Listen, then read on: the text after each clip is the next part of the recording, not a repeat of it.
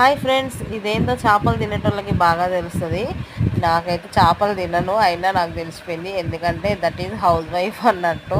House వైఫ్లం కదా, ఇంకా అందరికీ తెలిసిపోతుంది అన్నట్టు. చేపలు తిన్నా తినకపోయినా, ఎందుకంటే హస్బెండ్లు తింటారు కదా, వాళ్ళ కోసం చేసి చేసి దాన్ని చూడంగానే, కవర్లో చూడంగానే నేను చేపలు తెచ్చినావా అనేసి మా ఆయనకి క్వశ్చన్ వేసిన.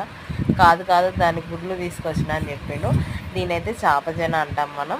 సో మొత్తానికైతే ఇప్పుడు లంచ్కి వచ్చేప్పుడు పట్టుకొచ్చిండబ్బా, ½ కేజీ. అది ½ కేజీ తింటే ఇంకా బాత్రూమ్కి అదుక్కుపోతాం అంటే మోషన్స్ అవుతాయి కదా, అందుకోసమని సగం కట్ చేసి సగం అయితే ఫ్రిడ్జ్లో పెట్టేసినాను. మళ్ళీ రేపు ఎప్పుడైనా చేద్దామని.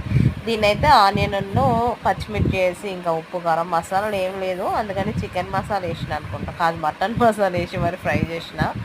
ఏం చేద్దాం ఇక, ఇంట్లో మసాలాన్ని అయిపోయినాయి, అసలు ఏమీ లేవు, కూరగాయలు కూడా లేవు. నేను మార్కెట్కి వెళ్ళట్లేదు, తీసుకురావట్లేదు. దీన్ని ఎట్లా ఫ్రై చేయాలని మా ఆయన చెప్తా ఉంటే చేసిన అది కూడా.